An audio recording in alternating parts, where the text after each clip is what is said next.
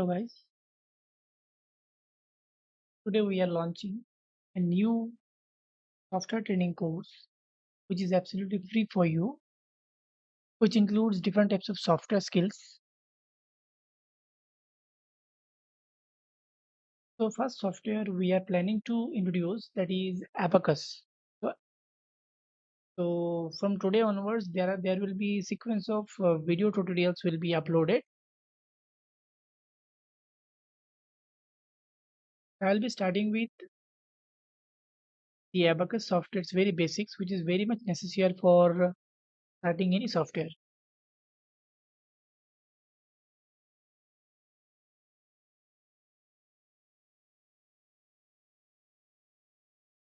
Abacus is a powerful general-purpose finite element software that contains rich set of materials, unit models, and load and boundary conditions.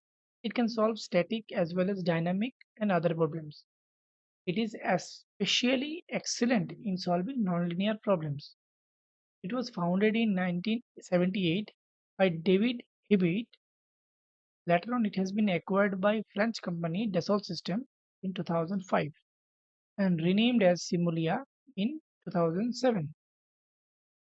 Mainly, this software composed of pre and post processing modules,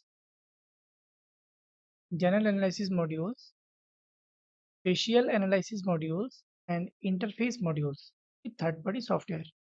In pre and post processing module, it includes Abaqus C, Abaqus Viewer. In general analysis module, it includes Abaqus Standard, Abaqus Explicit, as well as Abaqus CFD. In dedicated analysis module, it basically signifies the Abaqus Aqua, which is dealing with the hydrostatic analysis software things.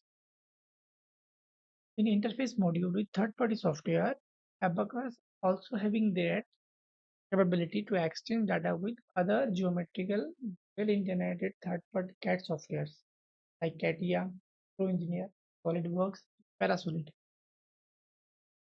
Abaqus having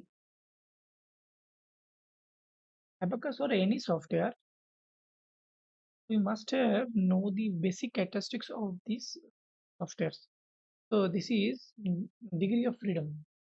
So degree of freedom numbered in the Python scripted in the Abaqus as number one as x direction displacement, number two as y direction displacement, number three as displacement in z direction, four for rotation angle around the x-axis in radians, five in rotation angle around y-axis, six in rotation angle in z-axis, and 8 for pore pressure and 11 for temperature. For axisymmetric elements, number 1 signifies the r direction displacement. For number 2, in axisymmetric direction signifies the z direction displacement. Number 5 signifies the rotation angle around the z axis. Number 6 signifies the angle of rotation in rz plane because it's a axisymmetric problem. 8 for pore pressure and 11 for temperature. So what are the coordinate system Abaqus follows? Abaqus generally follows Cartesian rectangular coordinate system, which is a default coordinate system. Thereafter, there is another coordinate system. It is local coordinate system we can define depending upon our needs. Like if we have to define the node coordinates, specify concentrated loads in any directions, or boundary conditions, or define non-uniform materials. In case of unit, Abaqus does not have any sequence of any units to follow. We can either go for SI unit, we can either go for US unit, but we should be make sure that the unit is consistent throughout the analysis so that result output does not cause any error. So if we look for time, the analysis of Abaqus can include multiple analysis steps. Abaqus uses two measures to describe time. One is analysis time, which is basically calculated from the beginning of each analysis step. Another is total time, which is start from zero and accumulated in all common analysis steps.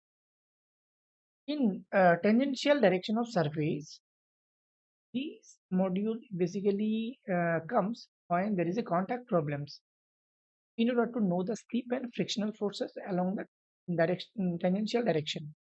So tangential direction one is projection to the x-axis, and tangential direction two is perpendicular to the tangent direction one, and direction three should be outer normal to the direction of surface, which is a basic thumb rule of any coordinate system. So stress and strain components basically we have to know before going to start Abaqus. So Abaqus basically deals with the effective stress of a material constitutive models. So basically Abaqus signifies sigma 1 as normal stress in one direction and sigma 2 in normal stress in number two direction. Sigma 3 normal stress in three direction. Tau 12 is shear stress on the 12 plane. Tau 13 in shear stress in 13 plane. Tau 23 is shear stress on 23 plane. So those the denotions are basically similar for strains as well.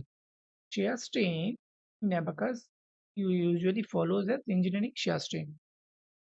So storage or order for Abaqus explicit also same.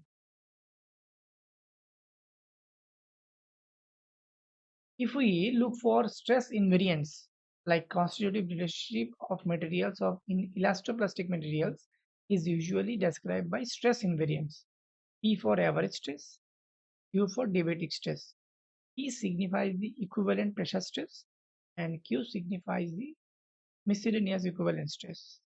This is the very basic few things I have highlighted in my first video. The rest parts will be continued. Thank you.